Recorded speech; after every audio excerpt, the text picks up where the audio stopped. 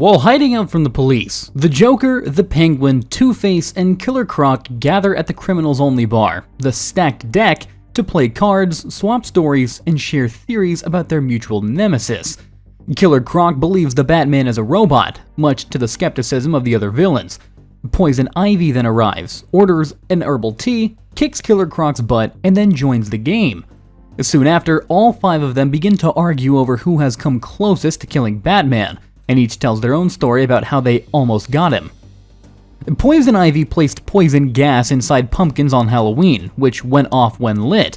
When most of Gotham City started to feel the effects of the gas, Batman went to the city pumpkin patch to investigate. There, Ivy attacked Batman with the gas, successfully weakening him and almost unmasking him. However, he programmed the Batmobile to run down Ivy and pull an oxygen mask from the vehicle. Batman subsequently captured her. Two-Face staged a robbery of the Gotham Mint for $2 million, all in $2 bills. Batman, in an attempt to stop the heist, was overpowered by Two-Face's henchmen, the Two-Ton Gang.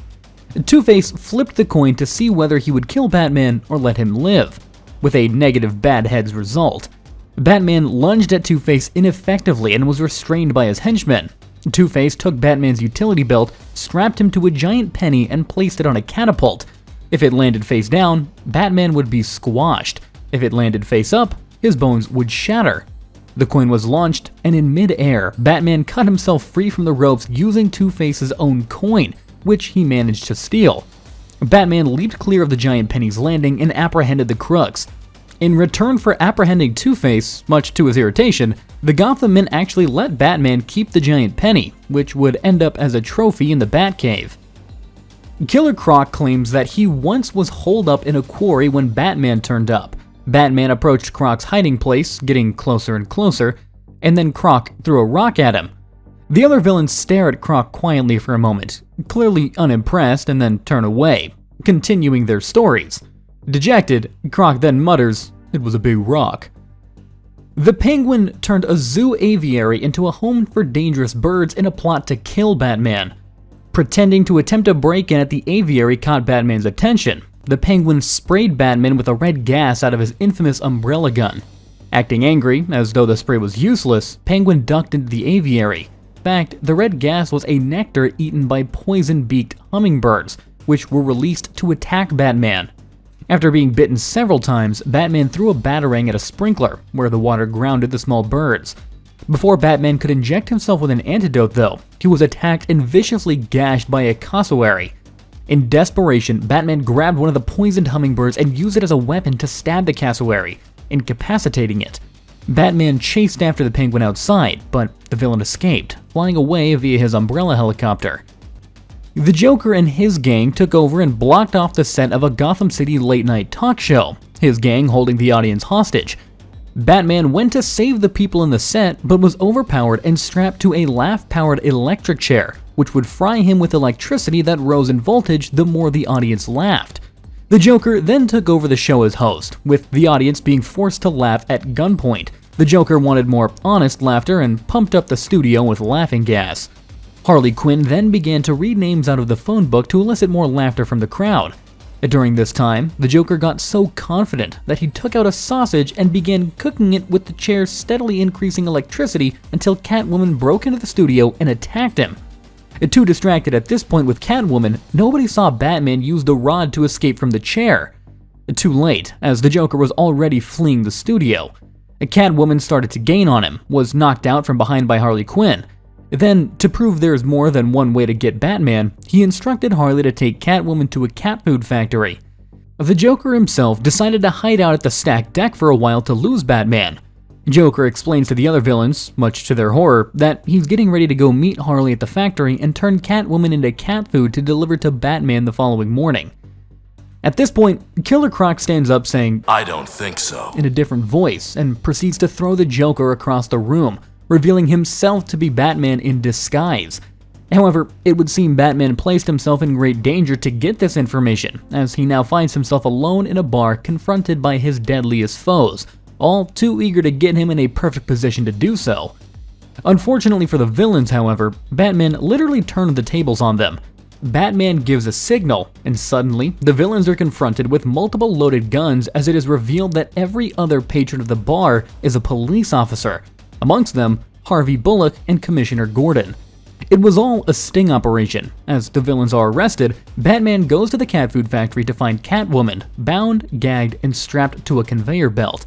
Batman successfully manages to both save Catwoman and apprehend Harley Quinn.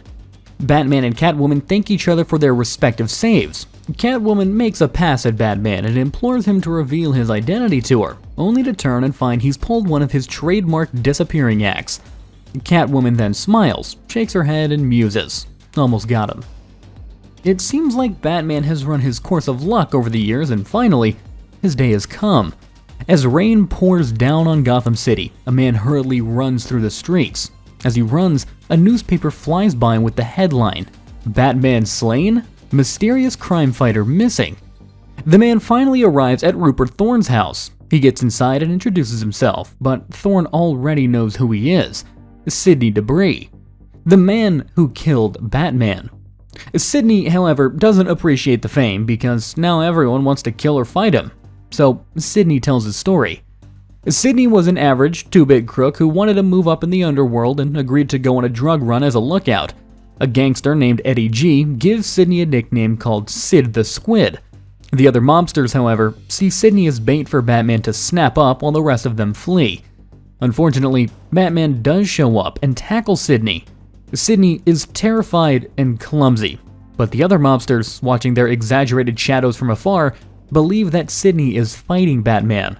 Suddenly, Sid falls off the roof and Batman grabs one of his hands. Beneath them, a dislodged brick punches a hole in a propane tank. In desperation, Sidney tries to climb up Batman's arm onto the building, throwing him off balance.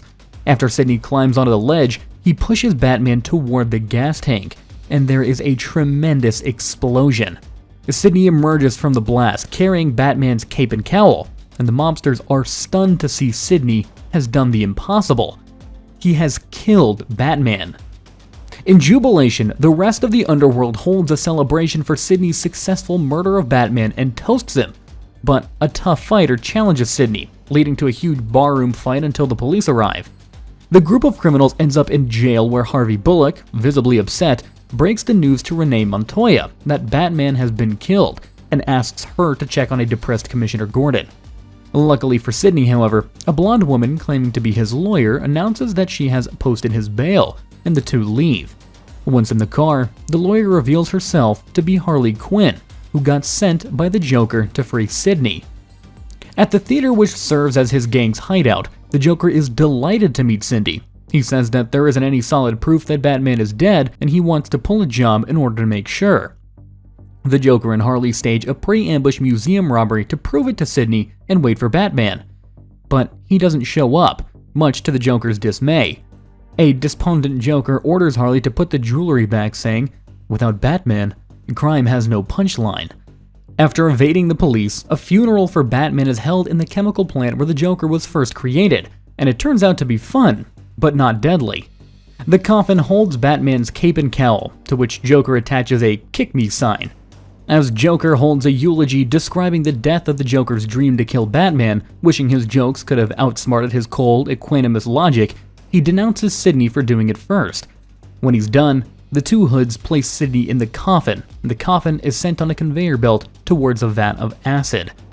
The Joker sheds a tear, but then immediately cheers up with happiness and departs with his henchmen to have Chinese. Without any people to save Sidney, all hope is lost and there's nothing more to do. But just as the acid seeps in, Sidney is apparently saved by getting sucked into a drain pipe. Winding up on the bank of the Gotham River, he knew he had to get out of town. Sidney calls Eddie G, who sets him up with Rupert Thorne to get him out of Gotham. In the present, Sidney begs for a way to get out of town to avoid the Joker and other hoods. Thorne, however, doesn't buy his story, believing Sidney's trying to trick his way into his drug operation. As Thorne points a gun at Sidney, suddenly arrives, completely unharmed, alive and well. Batman knocks Thorne unconscious and explains to Sidney that he faked his death by swinging away before the gas tank exploded and laid low for a while, observing what would happen. Sidney realizes that Batman saved him from the Joker's ambush and attempts to walk out. Batman stops him, explaining that he's still guilty as an accomplice to the drug run, but then points out that in prison, a man like Sidney would garner high respect, which should make his sentence more bearable.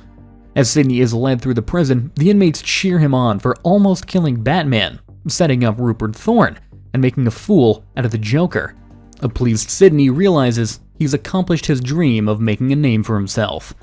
But thank you for watching Second Look. Be sure to like, comment, share, and subscribe for more awesome videos. Have a nice day.